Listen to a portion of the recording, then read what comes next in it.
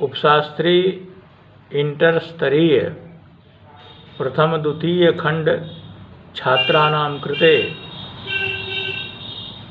भवतां समकक्षे अद्य विषयं वर्तते हितोपदेशमित्रलाभ। अत्र पुत्रस्य चिंतां भूय राजा विद्वत्समक्षे वार्ताः कथयन्ति। तत् कथं विधानानि ते मम पुत्राः गुणवन्तः क्रियन्ताम्। यहाँ कह रहे हैं कि किस तरह से हमारे पुत्र, किस तरह से मम पुत्र मतलब मेरे पुत्र गुणवान हों, विद्यावान हों, ऐसा कुछ आप लोग करें जो कि मेरा पुत्र गुणवान हो, विद्यावान हो। तो पिता अपने पुत्र को गुणवान और विद्यावान बनाने के लिए विद्वानों के समक्ष, शिक्षकों के समक्ष उसको सामने उपस्थित करते हैं कि इसको किसी तरह से विद्या का अध्ययन बढ़िया ढंग से करा दें, जो कि कल जीवन में यह अपनी विद्या के द्वारा अपना जीवन यापन कर सके, अपने विद्या के द्वारा संसार में सबों को सुभाषित कर सके, सुंदर ज्ञान दे सके। ऐसा कर रहे हैं आप विद्वान लोग। तो वही कहते हैं कि चूँकि पुत्र जन्म ले लेने के बाद अगर विद्या उसके पास में नहीं है, ज्ञान उसके पास में नहीं है, तो वो पुत्र कैसा होता है, तो आगे के श्लोक में यहाँ दर्शा रहे हैं। हमारे नीति शास्त्रकार ने दर्शाया है। आहार निद्रा भय मैथुनं च सामान्य में तत्पशुभिर्नराणाम्। आहार निद्रा भय मैथुनं च सामान्य में तत्पशुभिर्नराणाम्। धर्मो हि तेषाम् अधिको विशेषो धर्मेण हीना पशुभिः समाना।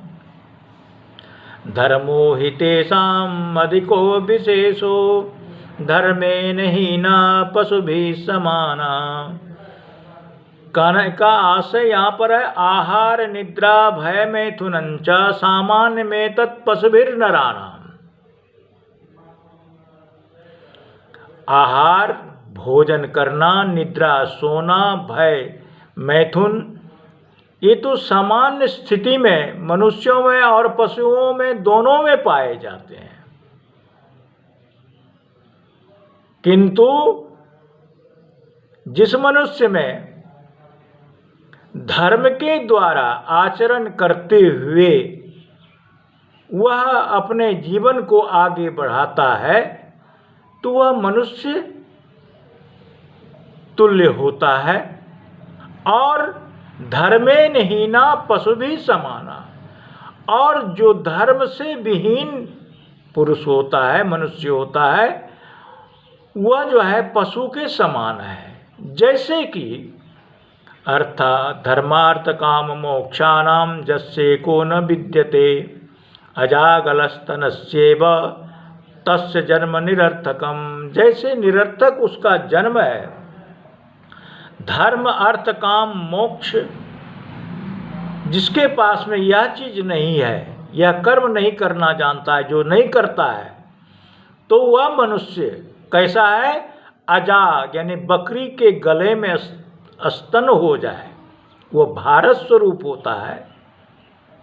उसी तरह से मनुष्य का जीवन, जन्म लेना निरर्थक हो जाते हैं।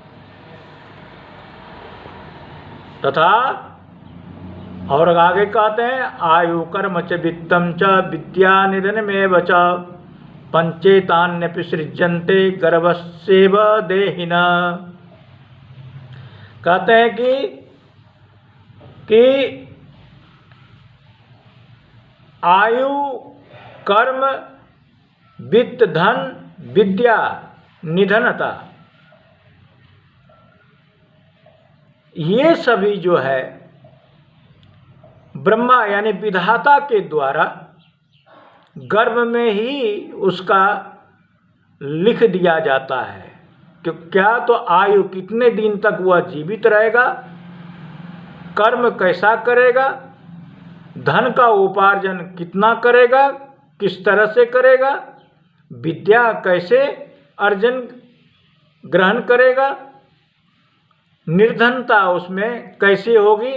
ये 5 प्रकार के चीज़ जो है जन्म लेने से पूर्व ही गर्भावस्था में विधाता ब्रह्मा के द्वारा उसको यह भाग्य में लिख देते हैं। अवश्यम भाविनो भावा भवन्ति महतामपि नग्नत्वं नीलकंठस्य महाहि शयनं हरे। बस इतना। अब आगे का अगले दिन आप सभी छात्रों को फिर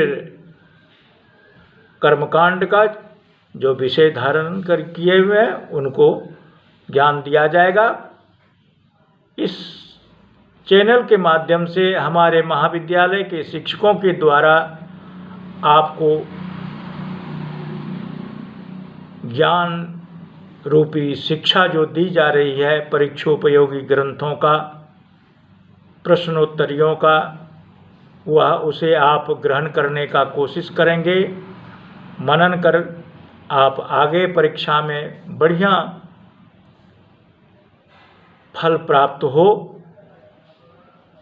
आप अच्छे श्रेणी से उत्तीर्ण हो, अवश्य ही आप परिश्रम करेंगे, यह हमारी कामना है। जयतु संस्कृतम, जयतु मधुसूदनम, जयतु भारतम।